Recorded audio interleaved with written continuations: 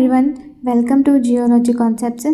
आज हम continental drift theory को डिस्कस करेंगे कि ये थ्योरी क्या बात करती है, इसको किसने प्रपोज किया है, किस साइंटिस्ट ने इसको दिया है, और हमें जो भी कॉन्टिनेंट हमें आज देखने को मिलते हैं हमारे अर्थ पे, वो क्या पहले से ही ऐसे ही है या इसी जगह पे स्थित है या फिर इनका प्लेसमेंट कुछ सालों पहले हुआ है। तो स्टार्ट करते हैं। देखो, ये जो कॉन्टिनेंटल ड्रिफ्ट थ्योरी है इसको दिया है अल्फ्रेड वेगनर ने, जो कि एक जर्मन मेट्रोलॉजिस्ट है, क्लाइमेटोलॉजिस्ट भी है और जियोफिजिक्स में भी इनका बहुत अच्छा योगदान है। इन्होंने जो कॉन्टिनेंटल ड्रिफ्ट थ्योरी है वो प्रपोज किया था 1912 में। कब दिया था? 1912 में इन्होंने ये थ्योरी दी थी।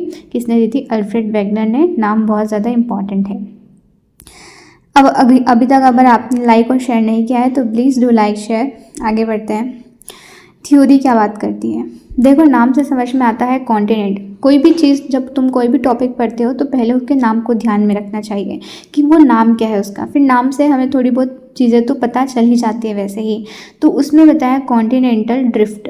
अब कॉन्टिनेंटल ड्रिफ्ट का मतलब क्या है कि जो कॉन्टिनेंट है जितने भी, वो उनका क्या हुआ है? ड्रिफ्टिंग हुआ है। ड्रिफ्टिंग मतलब वो एक जगह से दूसरी जगह चले गए, ड्रिफ्ट होके चले गए। ड्रिफ्ट जैसे कि लकड़ी जो है वो पानी पे तैरती है, इसी तरीके से हमारे जो कॉन्टिनेंट है वो भी, उनका भी ड्रिफ्टिंग हुआ है। ठीक है, तो इतना हमें नाम से ही पता चल जाता है। अब थ्योरी क्या है? देखो, थ्योरी बात करती है कि जो इनिशियली हमारे जो कॉन्टिनेंट है वो ऐसे नहीं थे। जो आज हमें अलग अलग कॉन्टिनेंट्स देखने को मिलते हैं वो ऐसे नहीं थे। इनिशियली अर्थ में सिर्फ एक बड़ा लैंडमास था जिसको हम पेंजिया बोलते हैं, और एक बहुत बड़ी वाटर बॉडी ने उसको घेर के रखा था। ठीक है, उसको हम पेंथालासा बोलते हैं। तो क्या बोलते हैं वेगनर, अल्फ्रेड वेगनर कहते हैं कि सबसे पहले इनिशियली क्या था, हमारी अर्थ पे एक बहुत बड़ा लैंडमास था, और जितने भी कॉन्टिनेंट आज हम देखते हैं वो ऐसे नहीं थे। वो साथ में जुड़े हुए थे बहुत बड़े लैंडमास के रूप में, और आसपास पानी से घिरे हुए थे। ठीक है, तो उस पानी को इन्होंने नाम दे दिया है पेंथालासा, और जो बहुत बड़ा लैंडमास था उसको इन्होंने बोल दिया पेंजिया। ठीक है, फिर ये बोलते हैं कि ये जो बहुत बड़ा लैंडमास था ये क्या होता है, करीबन 200 मिलियन ईयर्स पहले क्या होता है, ये टूटना स्टार्ट कर देता है। ये बीच में से टूट जाता है और ये दो पार्ट में डिवाइड हो जाता है। एक इसका नॉर्दर्न पार्ट हो जाता है और एक साउदर्न पार्ट हो जाता है। अब जो इसका नॉर्दर्न पार्ट था इसको इन्होंने बोला लॉरेशिया। ठीक है, नाम याद रखना कि जो नॉर्थ वाला पार्ट क्या हो गया, लॉरेशिया हो गया, और साउथ वाला पार्ट क्या हो गया, गोंडवाना लैंड हो गया। ठीक है, गोंडवाना लैंड हो गया। तो अब ये जो हमारा जो पेंजिया है वो क्या हो गया है, टूट चुका है, और वो टूट के दो पार्ट में डिवाइड हो गया है। एक है हमारा पेंजिया, एक है हमारा लॉरेशिया, और एक गोंडवाना लैंड है। अब ये जो नॉर्थ वाला पार्ट है लॉरेशिया, उसमें अब पहली बात तो उसमें कौन कौन से जो है वो कॉन्टिनेंट आते हैं। उसमें आता है लॉरेशिया में नॉर्थ अमेरिका, ग्रीनलैंड, यूरोप। ठीक है, मान लो ये एक ऐसा टूटा और आसपास पानी तो है ही सही, तो पेंथालासा तो है ही सही, बट ये जो टूटे, एक लॉरेशिया एक गोंडवाना लैंड। लॉरेशिया में नॉर्थ अमेरिका है, ग्रीनलैंड है, यूरोप है, और गोंडवाना लैंड है उसमें Africa, south America, Australia, Antarctica और इंडिया है। ठीक है, फिर बाद में फिर से फर्दर ये जो है और स्प्लिट होते हैं, मतलब ये जो दो पार्ट में तो टूटा लेकिन ये दोनों फिर से सब डिवाइड होते हैं। कोई नॉर्थ अमेरिका बन जाता है, कोई यूरोप बन जाता है, कोई ग्रीनलैंड बन जाता है। इसी तरीके से जो साउथ वाला पार्ट था हमारा गोंडवाना लैंड, उसमें भी कोई इंडिया निकल जाता है, उसमें से कोई ऑस्ट्रेलिया निकल जाता है, फिर कोई अफ्रीका कॉन्टिनेंट निकल जाता है। तो इस तरीके से ये फर्दर डिवाइड होता गया। ठीक है, और डिवाइड तो हो गया। अब डिवाइड होने के बाद में मतलब ये स्प्लिट हो गया, टूट गया, ब्रेक हो गया, और उसके बाद में ये ड्रिफ्ट करना स्टार्ट कर दिया। जैसे कि पानी पे कुछ भी हम जैसे नाव तैरती है, इसी तरीके से ये जो कॉन्टिनेंट है वो सभी हमारा जो वाटर था उसके ऊपर क्या करने लग गए, तैरने लग गए। या फिर हमारे जो अगर तुम्हें पता हो कि हमारी जो अर्थ है वो उसमें लेयर्स मिलती हैं, मेनली 3 लेयर से हमारी अर्थ बनी हुई है। सबसे नीचे कोर, फिर मेंटल, फिर क्रस्ट। तो जो क्रस्ट है ये फर्दर उसमें क्या है, स्प्लिट है कि कॉन्टिनेंटल क्रस्ट होती है, ओशन क्रस्ट होती है। तो जो कॉन्टिनेंटल क्रस्ट है वही कॉन्टिनेंट को रखती है और ओशन क्रस्ट में पानी होता है, ठीक है। तो अब ये जो हमारी कॉन्टिनेंटल क्रस्ट है वो क्या करने लग जाती है, फ्लोट करने लग जाती है। और ये फ्लोट किस पे कर रही है, हमारे एस्थेनोस्फीयर पे। एस्थेनोस्फीयर मैंने तुम्हें पिछले लेक्चर में बताया है कि हमारा जो लावा होता है, मोल्टन माग्मा होता है, वो उसके ऊपर ये सारे जो प्लेट्स हैं, दोनों प्लेट क्रस्ट जो है वो उसके ऊपर फ्लोट करती है, ठीक है। तो इसी तरीके से ये जो प्लेट हैं वो फ्लोट कर रही हैं और वो मूव कर रही हैं। वो मूव करते हुए कहाँ पे जाती हैं, इक्वेटर वर्ड और वेस्ट वर्ड। तो डायरेक्शन तो तुम्हें पता होगी, नॉर्थ, साउथ, ईस्ट और वेस्ट। तो अब हमारा जो प्लेट है वो कहाँ जा रही है, ये इक्वेटर है तो इक्वेटर वर्ड जाती हैं और एक वेस्ट वर्ड जाती हैं।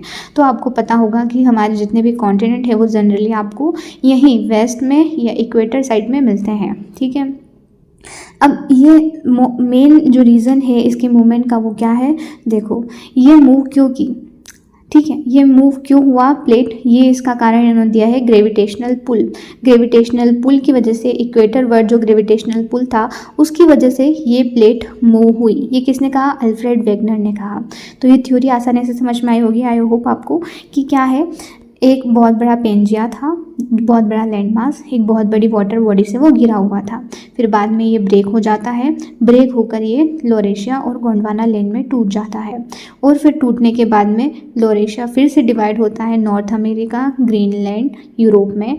फिर गोंडवाना लैंड फिर से डिवाइड होता है इंडिया, ऑस्ट्रेलिया, अफ्रीका, अंटार्कटिका, इनमें। और फिर ये वेस्टवर्ड और इक्वेटर वर्ड मूव करने लग जाते हैं, ठीक है।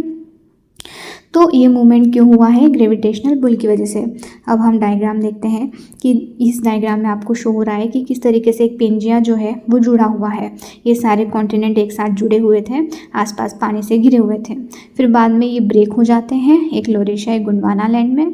और फिर ये वापस से फर्दर डिवाइड होकर जो है ड्रिफ्ट करने लग जाते हैं, तैरने लग जाते हैं, फ्लोट करने लग जाते हैं, ठीक है। फिर आगे क्या है, जैसे कि ये डायग्राम में अच्छे से शो हो रहा है कि ये पेंजिया है, ये ब्रेक हुआ, फिर ये ब्रेक होके इधर उधर जो है बिखरने लग गए। और आज जहाँ पे प्रेजेंट पोजीशन में हमारे जितने भी कॉन्टिनेंट है वो सब वहाँ पे जाके प्लेस हो गए, ठीक है।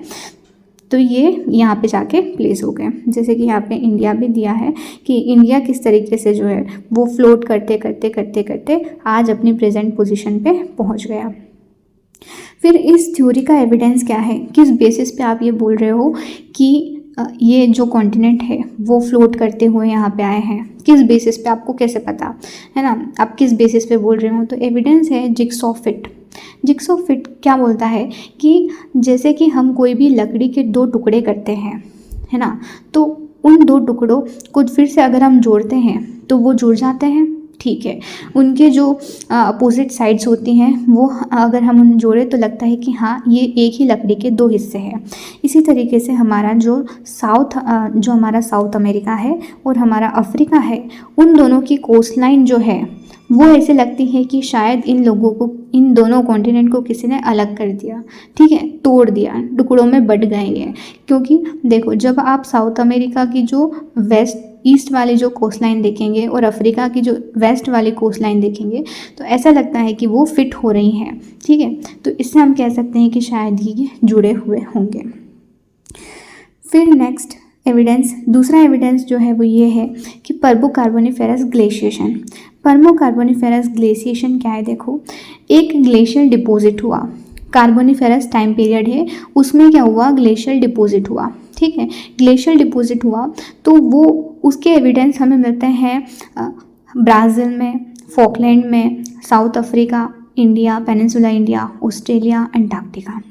अब ऐसा कैसे हो सकता है, ग्लेशिएशन का मतलब क्या है कि बर्फ़, और आज के टाइम पे पेनिनसुला इंडिया में बर्फ़ दिखाई देती है क्या आपको, नहीं। साउथ अफ्रीका में इतनी गर्मी है, इतना हॉट है, वो इक्वेटर पे पड़ता है, वहाँ पे ग्लेशिएशन कैसे हो सकता है, how is it possible. But वहाँ पे हमें इसके एविडेंस मिलते हैं, ग्लेशियल डिपॉजिट्स मिलते हैं। तो अभी कैसे हो सकता है आज की क्लाइमेटिक कंडीशन? तो हम कैसा बोले कि क्लाइमेट पहले अलग था, अब अलग हो चुका है। क्लाइमेट बदलता है ऑब्वियसली, बट बहुत साल लग जाते हैं और इतना ज़्यादा डिफरेंस आ जाए ये पॉसिबल नहीं है, ठीक है। तो हम कह सकते हैं कि शायद ये सारे जो कॉन्टिनेंट है या कंट्रीज़ हैं वो पहले एक जगह रही होंगी जहाँ पे ऐसा क्लाइमेट रहा होगा और फिर बाद में ये ड्रिफ्ट करके कहाँ पे आ गई, आज अपनी प्रेजेंट पोजीशन पे आ गई। तो ये एविडेंस मिलते हैं, उसके बेस पे हम ऐसा कहते हैं। तीसरा एविडेंस है वो कहता है सिमिलर वेजिटेशन एंड फॉसल, कि एक फ्लोरा है, फ्लोरा मतलब होता है प्लांट, ठीक है। तो एक प्लांट फॉसल है जो ग्लोसोप्टेरिस, नाम याद रखना इसका बहुत इंपॉर्टेंट है, ग्लोसोप्टेरिस फ्लोरा, जो हमें साउथ अफ्रीका में, इंडिया में, ऑस्ट्रेलिया में, अंटार्कटिका में मिलता है। अब देखो कोई भी प्लांट जो होता है वो उसको एक स्पेसिफिक क्लाइमेट कंडीशन चाहिए होती है ग्रो करने के लिए, ठीक है। अब ऐसा तो नहीं है कि साउथ अफ्रीका और इंडिया और ऑस्ट्रेलिया और अंटार्कटिका का क्लाइमेट एक जैसा ही है, ठीक है, बिल्कुल भी नहीं है ऐसा। तो साउथ अफ्रीका कितना गर्म है, अंटार्कटिका कितना कोल्ड है, ठीक है, ऑस्ट्रेलिया भी बीच में आता है, इंडिया भी सब ट्रॉपिकल कंट्री। तो हाउ कैन वी से कि एक ही प्लांट जो है वो सब जगह मिल रहा है, ऐसा कैसे हो सकता है? तो सेम वही कि शायद ये कॉन्टिनेंट या कंट्रीज़ एक जगह रही होंगे, फिर बाद में फ्लोट करके ये आ गए अपनी प्रेजेंट पोजीशन पे। उसी तरीके से एक फॉसिल है जिसका नाम है लिस्ट्रोसोरस। ये एक लैंड रेप्टाइल हुआ करता था। ट्राइसेइक एज जो है उसका एक रेप्टाइल था जिसको हम बोलते हैं लिस्ट्रोसोरस। क्या नाम है? लिस्ट्रोसोरस। और उसका जो हमें फॉसिल्स मिलते हैं अफ्रीका में, इंडिया, अंटार्कटिका में।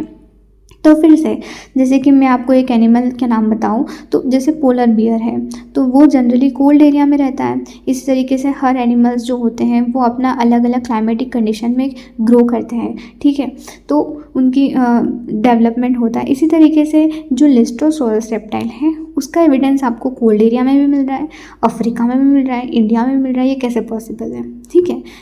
तो शायद ऐसा होगा कि ये सारे एक ही जगह पे होंगे और वहाँ पे ये जो रेप्टाइल है, लैंड रेप्टाइल लिस्ट्रोसोरस, वो होगा और शायद फिर बाद में इनकी ड्रिफ्टिंग हो गई कॉन्टिनेंट्स की, तो ये अलग अलग जगह पोजीशन पे चले गए, लेकिन उसका फॉसिल जो है आज भी हमें उस लैंड पे मिलता है, ठीक है। फिर हमारा फोर्थ एविडेंस बोलता है माउंटेन्स में सिमिलरिटी। माउंटेन्स में सिमिलरिटी का मतलब क्या है कि हमें माउंटेन्स मिलते हैं नॉर्थ अमेरिका में एपेलेचियन माउंटेन, ठीक है, और ब्रिटिश इजले का माउंटेन। तो ये दोनों माउंटेन रेंज की एज और स्ट्रक्चर एक जैसा है। अब ये कैसे हो गया कि इनकी एज भी सेम है, एक ही टाइम पीरियड पे ये फॉर्म हो गए और इनका स्ट्रक्चर भी सेम है। हाउ इज़ इट पॉसिबल, ठीक है। तो फिर से वही बात हमारी कि कॉन्टिनेंट जब ड्रिफ्ट कर रहे थे, हमारे जो प्लेट है वो ड्रिफ्ट कर रही थी, लिथोस्फेरिक प्लेट, तो वो प्लेट ड्रिफ्ट करते करते वहाँ पे चली गई नॉर्थ अमेरिका जहाँ पे प्रेजेंट है वहाँ पे। और फिर बाद में जब प्लेट ड्रिफ्ट करती है तो उनके साथ में टकराव भी होता है एक दूसरे से, वो जो है वो टकराती भी हैं, तो इन टकराने की वजह से हमारे माउंटेन बन जाते हैं, ठीक है। तो इसी तरीके से सारी प्लेट्स जब मूव कर रही थी तो वो टकराई भी होंगी एक दूसरे से, और जब ये एक दूसरे से प्लेट टकराती हैं तो कोई एक सबडक्ट हो जाती है। सबडक्ट मतलब कि कोई प्लेट नीचे चली जाती है, नीचे धंस जाती है, कोई प्लेट ऊपर चली जाती है, तो इस तरीके से माउंटेन बिल्डिंग स्टार्ट हो जाता है। या फिर दोनों प्लेट ऐसे चली गई तो फिर भी माउंटेन बिल्डिंग स्टार्ट हो जाता है। तो इस तरीके से हम कह सकते हैं कि शायद जब ड्रिफ्टिंग हो रही थी तो एक ही समय पर ड्रिफ्टिंग हो रही थी दोनों की, और दोनों ने एक ही टाइम पे माउंटेन बिल्डिंग की, या फिर, ठीक है, तो एक ही टाइम पे माउंटेन बिल्डिंग की और ये सारे फॉर्मेशन हो गया। तो ये एविडेंस है, ठीक है, ये सारे एविडेंस है इस थ्योरी के। आपको ये थ्योरी अच्छे समझ में आई होगी। लेट्स सी फर्स्ट शुरू से एक बार इसका ओवरव्यू कर लेते हैं कि इस थ्योरी में क्या है। देखो, I am just removing this all things.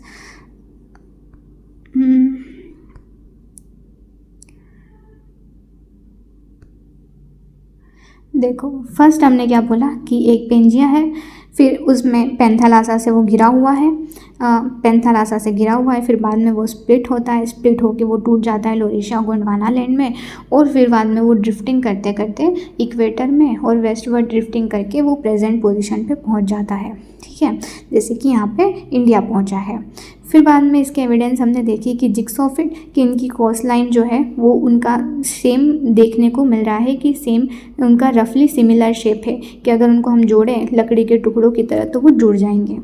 Next जो एविडेंस है वो कार्बोनिफेरस ग्लेशिएशन कि एक ग्लेशिएशन हुआ और उसके एविडेंस हमें अलग अलग जगहों पे मिलते हैं, तो हम बोल देते हैं कि शायद एक ही टाइम पे हुआ होगा और ये सब एक ही साथ रहे होंगे। फिर सिमिलर वेजिटेशन और फॉसिल्स भी हमें मिलते हैं, जैसे ग्लोसोप्टेरिस फ्लोरा और लिस्टोसोरस रेप्टाइल का फॉसिल। ठीक है, फिर आगे है सिमिलरिटी माउंटेन एज और स्ट्रक्चर में कि दो जगहों का माउंटेन देखा, उनकी एज देखी तो सेम मिली, स्ट्रक्चर देखा तो वो भी सेम मिला, तो ऐसा कैसे पॉसिबल हो सकता है, दो अलग अलग जगहों पर है। तो शायद ऐसा हुआ होगा कि एक ही समय पे ड्रिफ्ट किए होंगे, प्लेट से टकराए होंगे, माउंटेन बिल्डिंग हुई होगी। ठीक है, या फिर पहले से माउंटेन प्रेजेंट होगा, ये ब्रेक हो गए तो एक यहाँ पे चला गया दूसरी जगह, एक दूसरी जगह चला गया। तो इस तरीके से यहाँ पे हम देख सकते हैं। ठीक है, आई होप आपको ये लेक्चर अच्छे से समझ में आया होगा। If you like the video please do like share subscribe and comment.